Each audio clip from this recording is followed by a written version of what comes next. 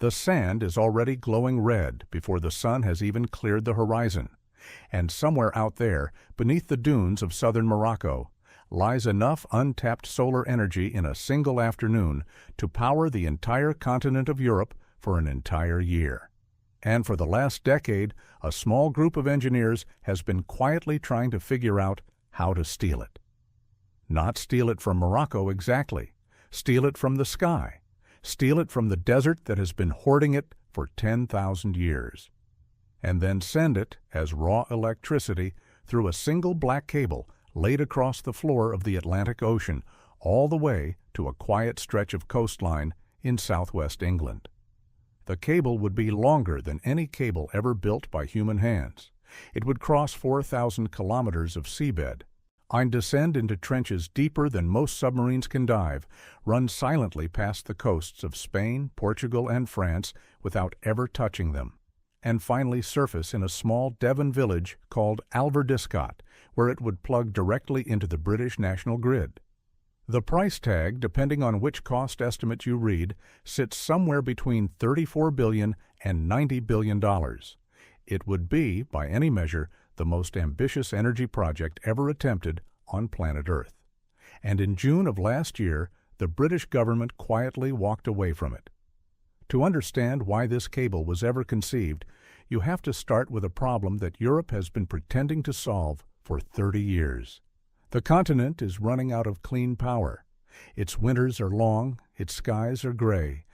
Its solar farms produce a fraction of what they would if they were planted somewhere brighter, and its winds, while strong, are unpredictable. Meanwhile, less than 2,000 kilometers south of Gibraltar, the Sahara Desert receives more solar radiation in 6 hours than all of humanity uses in a year. The numbers are almost obscene. A square of desert 100 kilometers on each side, covered in modern panels, could in theory supply the entire planet. The problem has never been the sunlight. The problem has always been getting it home. For decades, engineers proposed pipelines of cables, vast pan-Mediterranean grids, ambitious continental schemes with names like Desertec that promised everything and delivered almost nothing. The political complexity of routing electricity through a dozen sovereign nations crushed every attempt. And then, in 2018, a former Tesco executive named Simon Morish looked at the map and asked a simple, almost childish question. What if we just skipped all of them? What if the cable touched no one? What if it ran along the seabed of the Atlantic, hugging the continental shelf, never connecting to Spain, never connecting to Portugal, never connecting to France, and surfaced only at the two ends that mattered? That single idea became Xlinks, and Xlinks became the most quietly insane infrastructure project of the 21st century. The plan begins in a region of southern Morocco called Guelmim Oued Naoun, a stretch of land between the Atlas Mountains and the Atlantic where the desert meets the sea. The site sits in a kind of meteorological miracle. Sunlight here is among the most intense in all of North Africa. On the mountains, inland funnel cold ocean air into predictable afternoon winds that blow strongest exactly when the sun begins to weaken. Solar and wind in this one specific place do not compete. They cooperate. The proposal calls for a solar farm covering roughly 200 square kilometers, paired with a wind farm sprawling across 1,500 square kilometers of desert, an area larger than Greater London. Together, these would generate 11.5 gigawatts of raw electricity, more than any single nuclear plant on Earth. And because the sun and wind in Morocco never both fail at the same time, this combined farm could feed power into the cable for 19 hours of every day. But raw generation was never the hard part. The hard part was the cable. To send 3.6 gigawatts of electricity across 4,000 kilometers of saltwater without losing most of it to resistance, engineers settled on high-voltage direct current, the same technology used to ship power between Norway and Britain, but at a scale and length never before attempted. The cable would not be one cable. It would be 4. Two independent circuits, each with a positive and a negative line, each carrying 1.8 gigawatts, each thicker than a human thigh, each sheathed in layers of copper, polymer insulation, lead, steel armor, and protective polymer skin.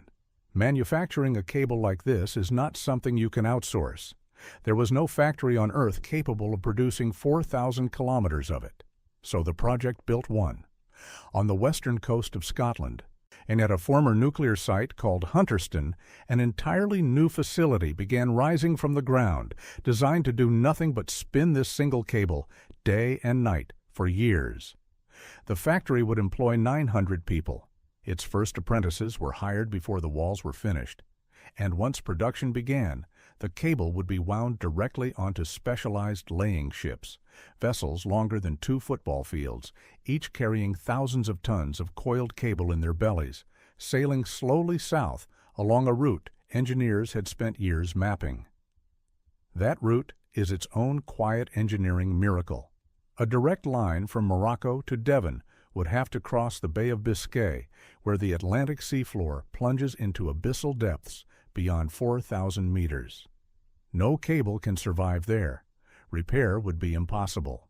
So the route bends west, hugging the continental shelf, staying in shallower water, never deeper than 700 meters, tracing a long, curving arc past the coasts of Iberia and France. The longer path adds hundreds of kilometers and billions of dollars, but it keeps the cable reachable. If something goes wrong, a ship can find it, raise it, and splice it. In the abyss, that becomes a fantasy. And things will go wrong. Fishing trawlers drag steel doors across the seabed. Anchors drop in storms. Underwater landslides shift continental margins. Every kilometer of this cable is a kilometer of vulnerability. So engineers plan to bury it. For most of its length, the cable would be plowed into the seabed by remote underwater vehicles, hidden a meter beneath the silt, invisible to any anchor or net. Only at the deepest crossings would it lie exposed. Even then, the project would lose around 13% of its power to transmission resistance over that vast distance, a quiet tax paid for every electron that travels from Sahara to Devon. To compensate, engineers added a battery. Not a battery in any sense most people would recognize. A wall of lithium-ion storage rated at 22.5 gigawatt-hours, sitting in the Moroccan desert, ready to release power at full force during the hours when neither the sun shines nor the wind blows. By 2024, the project had attracted serious money. Total Energies, the French oil supermajor, invested £20 million. Octopus Energy backed it. Abu Dhabi's TAQA came in. GE Vernova joined. The British government declared it a project of national significance. Sir Dave Lewis, the former chief executive of Tesco, took the chairmanship. And the cable factory in Scotland received planning permission. For the first time in 30 years of failed African solar dreams, this one looked real. And then it didn't.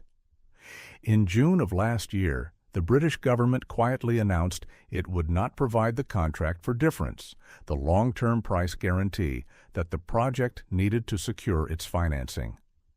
Officials cited security concerns, technical uncertainty, and the cost, which had climbed from £22 billion toward $30 billion, and showed no sign of stopping. Some analysts, looking at the full life cycle, including the Moroccan farms, the battery wall, the Hunterston factory, the laying ships, the maintenance, and the inevitable overruns, put the true number closer to $90 billion. Without the government's price guarantee, no private investor would commit.